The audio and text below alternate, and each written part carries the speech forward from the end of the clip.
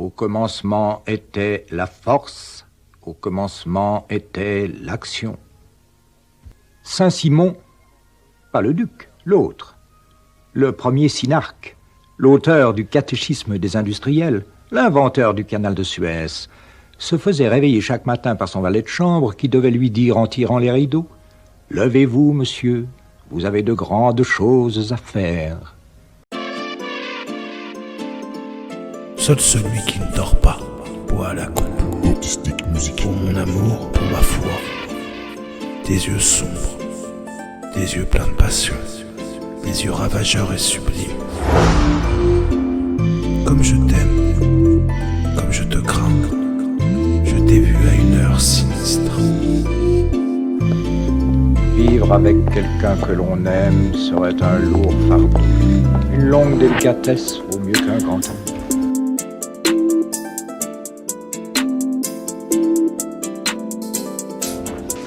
Pour ce qui est possible, nous le faisons tout de suite. Pour ce qui est impossible, nos ingénieurs demandent seulement un peu plus de temps. Des yeux sombres, des yeux pleins de passion, des yeux ravageurs et sublimes. Comme je t'aime, comme je te crains, je t'ai vu à une heure sinistre. J'ai souvent rêvé dans l'obscurité de minuit, des yeux sombres, rebelles.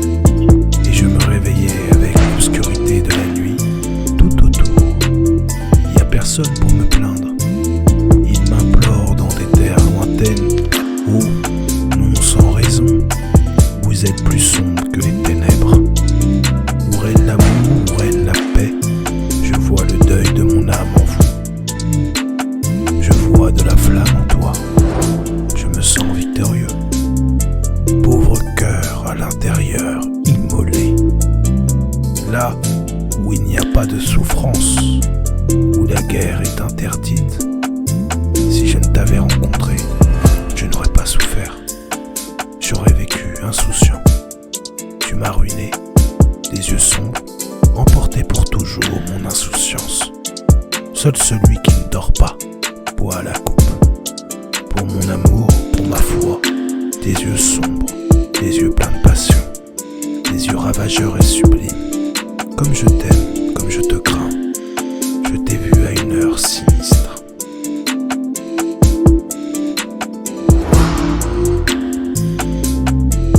L'action est tout, la gloire n'est rien, car nous laissons les sentiments ordinaires aux gens ordinaires. Des yeux sombres, des yeux pleins de passion, des yeux ravageurs et sublimes. Comme je t'aime, comme je te crains, je t'aime, comme je t'ai vu à une heure sinistre. J'ai souvent rêvé dans l'obscurité de minuit, des yeux sombres, rebelles avec l'obscurité. Et je me réveillais avec l'obscurité de la nuit. Tout autour, il n'y a personne pour me plaindre. Il m'implore dans des terres lointaines. Sans raison, oh, vous êtes non sans raison que les ténèbres. Vous êtes plus sombres que les ténèbres. Où règne la paix, où règne l'amour, où règne la paix. Deuil de mon âme en vous. Je vois le deuil de mon âme en vous. Je me sens victorieux. Je vois de la flamme en toi, mon cœur. Je me sens victorieux. Pauvre cœur à l'intérieur, immolé. Là où il n'y a pas de souffrance, la guerre est interdite. Si je ne t'avais rencontré, je n'aurais pas souffert. J'aurais vécu insouciant. Tu m'as ruiné, les yeux sombres, emporté pour toujours mon insouciance. Seul celui qui ne dort pas boit à la coupe. Pour mon amour, pour ma foi, des yeux sombres, des yeux pleins de passion, des yeux ravageurs et sublimes. Comme je t'aime, comme je te crains, je t'ai vu à une heure sinistre. Diligent esprit qui vogue autour du vaste monde, je me sens proche de toi. Je souhaite que vous découvriez en vous un profond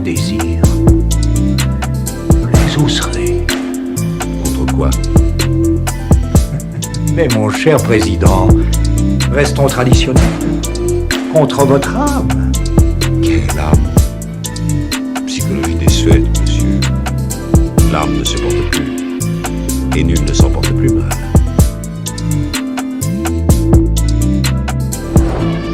Paris sera toujours Paris. Il y aura toujours besoin d'un moins pur que soi.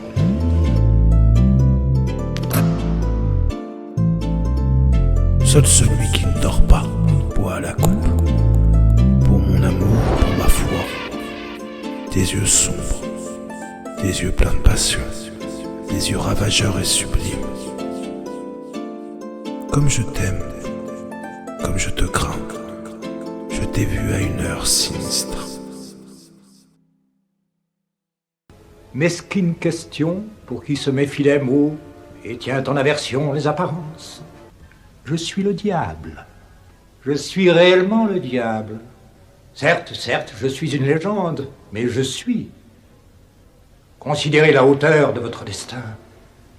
À cette hauteur, tout arrive. Vous remuez le réel. Vous le remuez puissamment. À ce jeu-là, on finit par soulever des entités. C'est le secret des forts, le mystère est naturel aux intelligents. Napoléon eut son petit homme rouge. Il considéra que ça allait de soi. Seul celui qui ne dort pas boit à la coupe. Pour mon amour, pour ma foi. Des yeux sombres, des yeux pleins de passion, des yeux ravageurs et sublimes. Comme je t'aime, comme je te crains, je t'ai vu à une heure sinistre. Messieurs, s'il vous plaît, juste pour un morceau de pain. Une seconde. La charité. Pour un morceau de pain, s'il vous plaît. Avec courage, que diable!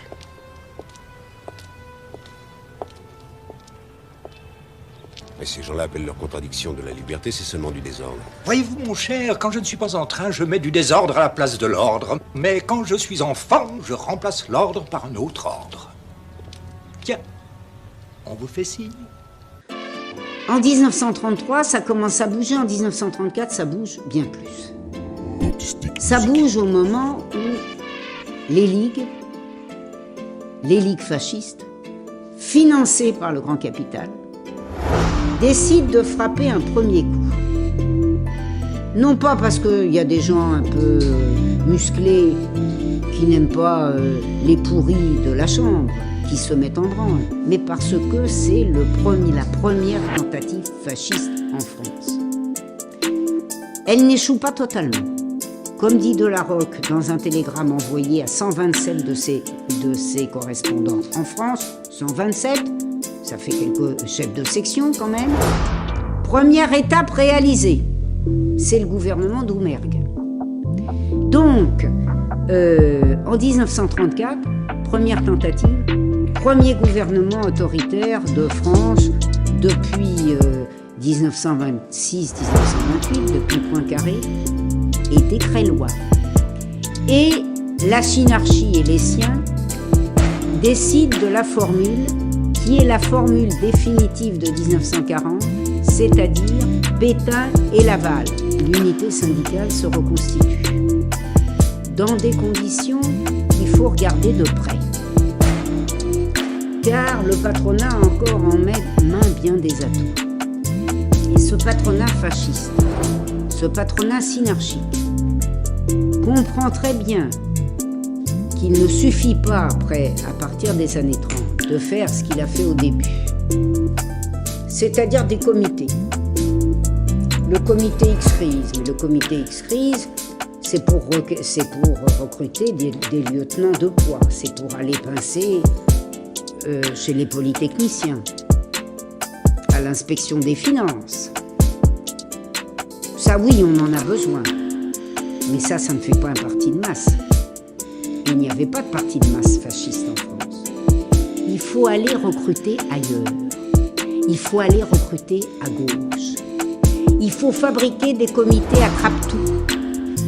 Des comités dirigés par Jean Coutreau, qui paraît-il s'est suicidé en 1941, un peu aidé. Donc un ancien petit patron, Jean Coutreau, est financé par le patronat synarchique. Il a des moyens quand on découvre pseudo-suicide tout à fait hors de proportion avec la petite affaire que lui a remise son beau-père. Et c'est lui qui recrute. Il recrute des tas de comités, vous avez le détail dans le choix de la défaite, des tas de comités. Et parmi ces comités, il recrute des syndicalistes compréhensifs. Très compréhensifs.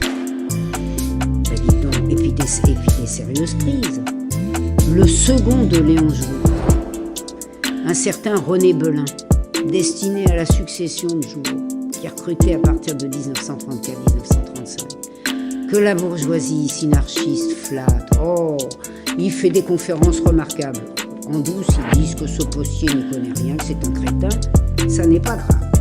De ce réveil de la classe ouvrière, puisque le réveil de la classe ouvrière, il se fait sur une base unitaire, et que toute la croissance du syndicalisme, à partir de l'été de 1935 déjà, et surtout de 1936 et de 1937, se fait sur une base ouvrière à écrasante majorité unique.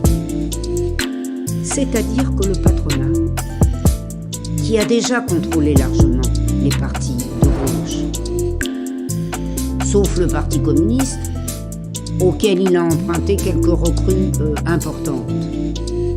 Ce patronat pêche maintenant largement dans la gauche, et ça vous permet de comprendre, il le fait d'ailleurs depuis le début des années 30. C'est lui qui a financé la scission la scission des néo-socialistes. Pour ceux qui s'étonnaient il y a quelques années de voir qu'un Besson passait d'un camp à l'autre, bah écoutez, ceux qui connaissent l'histoire, ils ne seraient pas étonnés, hein, ma foi.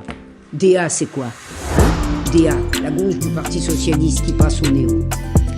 C'est-à-dire qu'il y a eu une véritable tentative de corruption générale à laquelle on a échappé, il faut bien le dire quand même, que le syndicalisme unitaire. On dirait, mais qu'est-ce qu'il faisait Jouot ?